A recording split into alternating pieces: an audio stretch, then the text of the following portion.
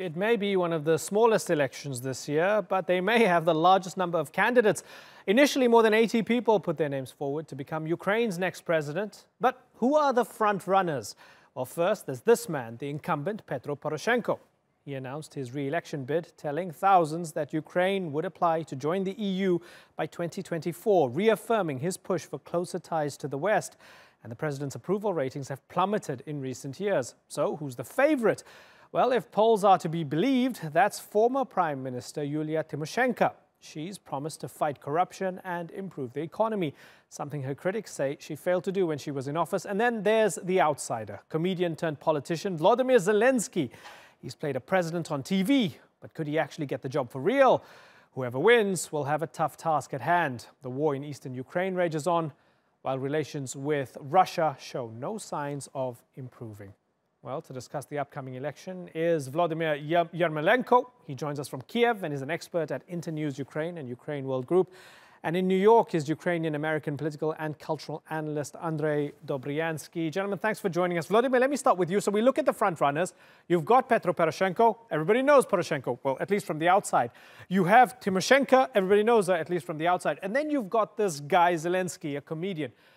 What does that say about what people want? Is there an anti-establishment undercurrent going on in Ukraine? Well, we can say that, of course. Ukraine is not that different from many other countries of the world.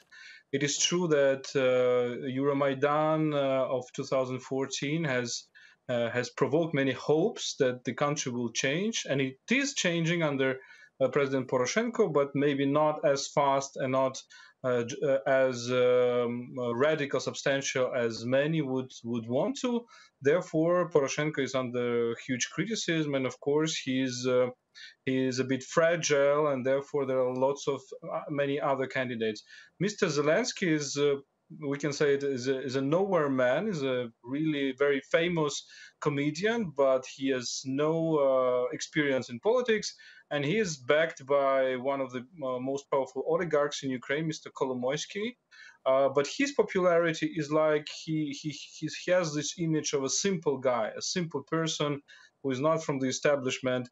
And recently he launched a movie which is called The Servant of the People. And this image of president, which would be a servant of the people, it's kind of a very interesting and very maybe also worrying trend that people from mass media and people from mass culture are basically able to persuade citizens that they are the candidates. Right. Andrei, has Poroshenko done a good enough job to earn the right to have another crack of the whip?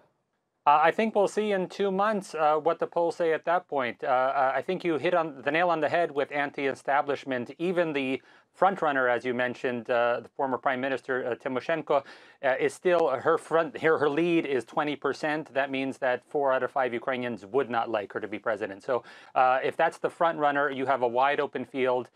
You do have these sentiment of not wanting to vote for an incumbent. But as we know throughout the world, that sentiment is quite popular up until the day you head to the polls. We are quite confident that, I am at least quite confident that given the amount of candidates in this first round, that we will very likely go to a second round of elections, as Ukraine has every time except for the last one.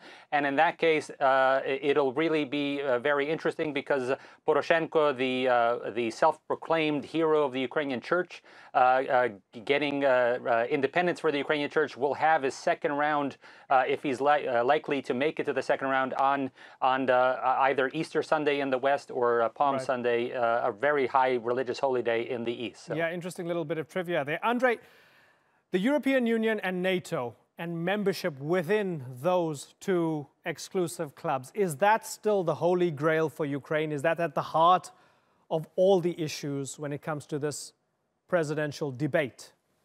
I think that we've seen a dramatic shift in the Ukrainian populace, popularity not just within public polling, but also within elected officials in Ukraine, that is the direction Ukraine is going in. And that is certainly the direction that Poroshenko has championed. Every one of his actions leading up to today has shown that he would like that to happen. For the rest of the country, or rest of the candidates, we really can't tell what they are going to do because there's not as much confidence in their record in terms of joining NATO. So I believe the West is quite satisfied. The IMF has been satisfied. The G7 recently proclaimed that the changes to the Electoral Commission that were enacted in November were up to their standards. So there's a lot of positive things happening with both the parliament and the presidency in Ukraine, including the shift towards NATO. It depends if the populism, as you mentioned, anti-establishment, will explode that entire scenario. So, Volodymyr, is the populism and anti-establishment rhetoric, I caution using that word rhetoric, but what we heard from someone like Zelensky, where he said that he would seek a settlement in the Donbass at any price, and stuff like that, which is not what you traditionally hear from someone like Poroshenko, is that butting heads with someone like Poroshenko, who's completely pro-West and is pushing ahead with NATO and EU membership? Look, Zelensky is a very, paradoxical guy because compared to Tymoshenko and Poroshenko, for example, his stance on Donbass is really much softer. I mean, he said in a recent interview that he would openly discuss with Putin, put something that Ukraine wants, and then hear what Putin wants. But we don't really know what he's gonna do. He's backed, as I said, by Mr. Kolomoisky, who is very anti-Russian oligarch. So basically, I think we see on these elections that pro-Russian forces are still very weak in Ukraine. And if we talk about pro-Russian forces, it's basically not Zelensky, but people like Boyko, who is backed by Mr. Medvedchuk, who is Putin's closest ally.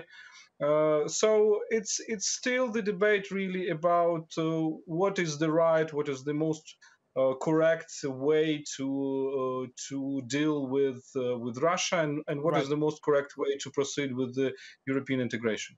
Andrei, who would Russia want to win? Russia has given sort of an endorsement to Poroshenko by saying he is the person they would least like to win. So that certainly will be factored into his campaign materials.